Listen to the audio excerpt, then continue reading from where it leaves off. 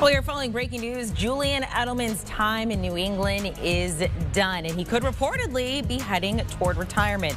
The Patriots terminated his contract today due to a failed physical. He has been slowed by a series of knee injuries the past 2 years. Over 11 seasons there in Foxborough, Edleman emerged as one of Tom Brady's favorite targets, especially during the postseason en route to their 3 Super Bowl championships.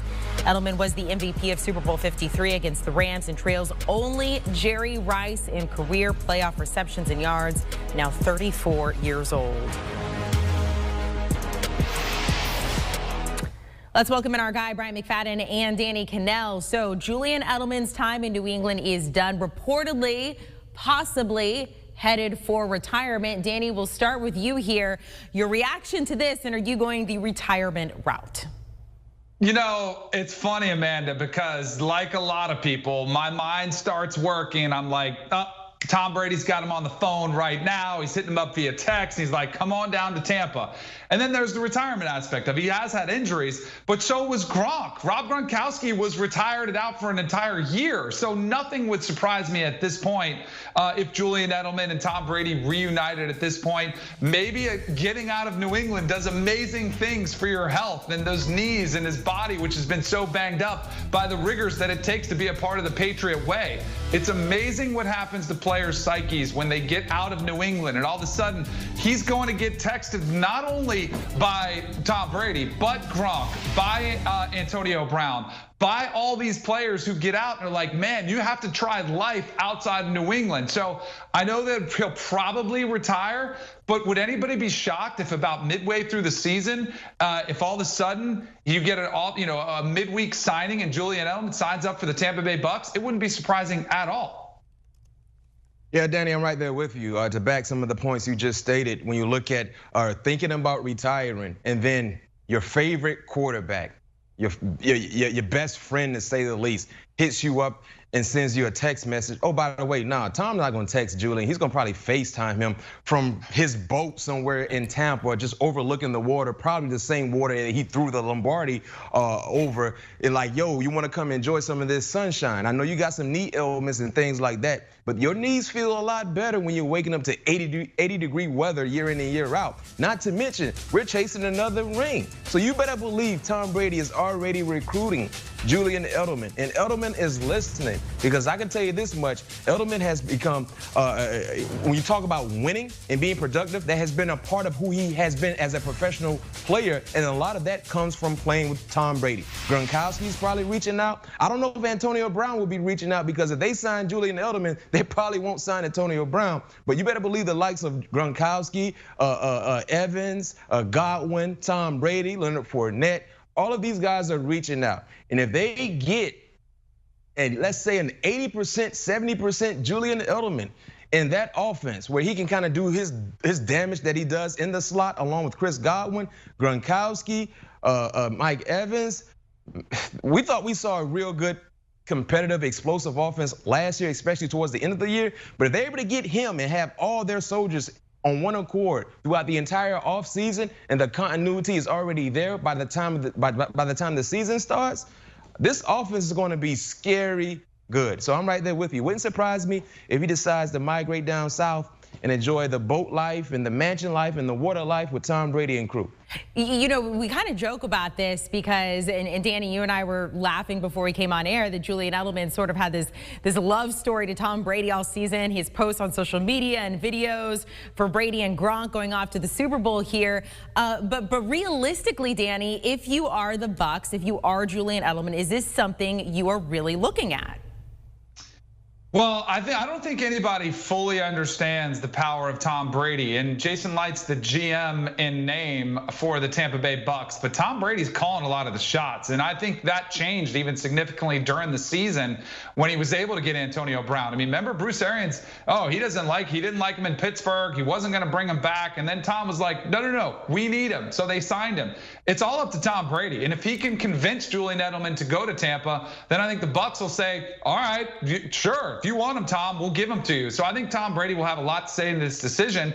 And of course, some of this does come down to health. Like we're sitting here speculating about Julian Edelman come back. Maybe it's true. Maybe it was a failed physical. Maybe his body has just broken down. It happens to everybody. At some point, father time catches up, except for Tom Brady.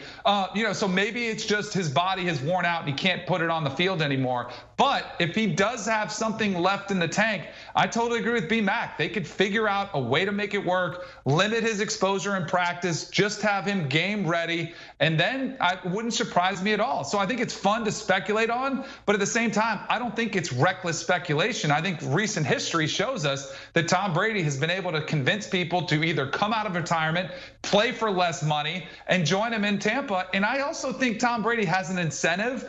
Like this rivalry that goes between him and Bill Belichick is real. He wants to show that he can win without Bill Belichick, and Belichick hasn't been able to prove it yet, but he wants to show he can win without Tom Brady. And Brady would love to say, yeah, let's reconvene the Avengers, so to speak, get him in Tampa and show him that we can recreate without Bill Belichick what they had in New England. Oh, they're gonna vote. Right now, Tom Brady is FaceTiming Julian Edelman on one of the, now he has a bigger boat, so he has the little inflatable boats. He has a big boat. Right now, he's FaceTiming Julian Edelman. Come on, come join the fun. This is a Tom Brady decision. I agree with you, Danny, 110%.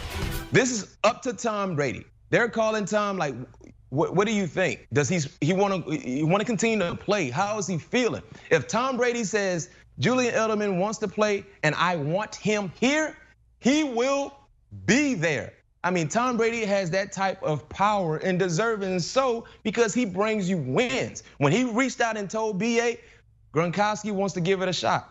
Guess what happened? They threw out a contract.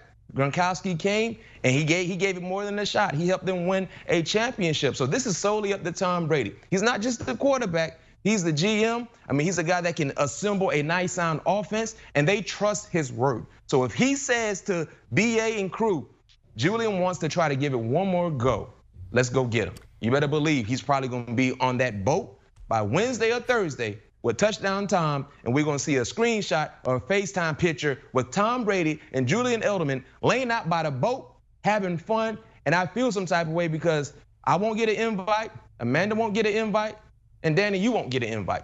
Well, we'll have Danny invite us down. Danny, I don't know if you have a boat or not, but get one. Thank you. Invite B-Mac and I.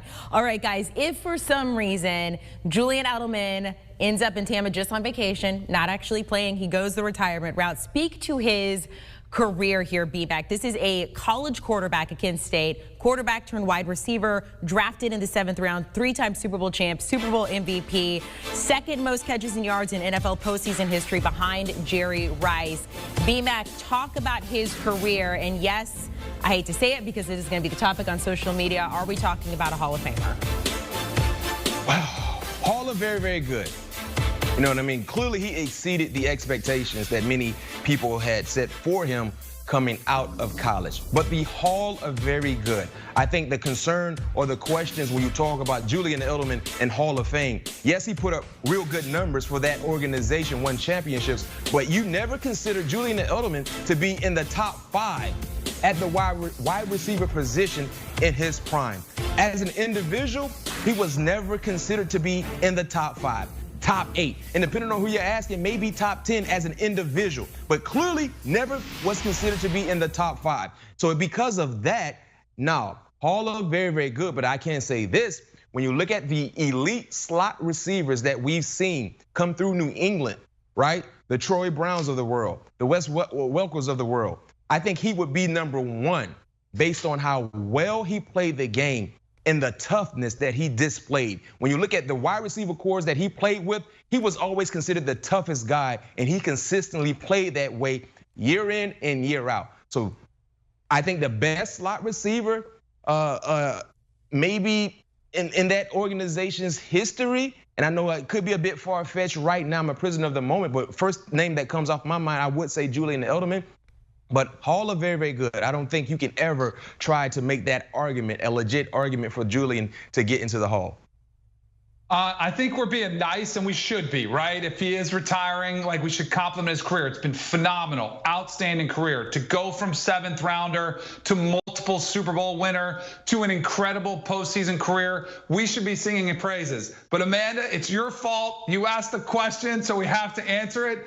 There is no way he is a Hall of Famer. And that's a harsh reality. But we're going to get caught up in his postseason accomplishments, which are important. And you know what you get for those? You get Super Bowl rings. You don't get Hall of Fame jackets. You don't get gold jackets for postseasons. And our very own CBS Sports HQ Twitter account put it out there. We're showing graphics. Oh, the only players with at least 100 receptions and 1,000 receiving yards in postseason history. Julian Edelman, next to who else? Jerry Rice, one of the greatest receivers of all time. You're like, oh, that must be Julian Edelman's right there.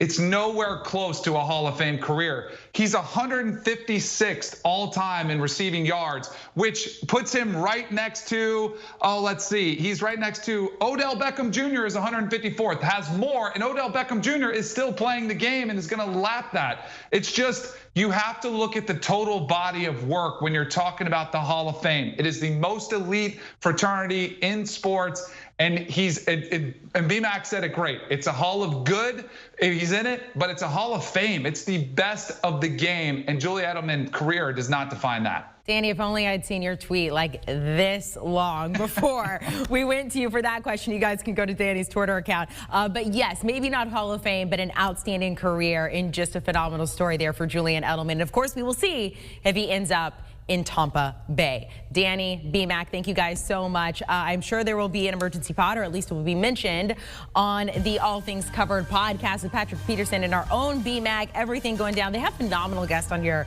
by the way, during the NFL offseason as we inch closer to the draft. Want a sports network that delivers everything that matters about the game? The highlights, the picks, the instant analysis. No yelling, no fake debates, no politics. Hit the subscribe button and never miss a moment.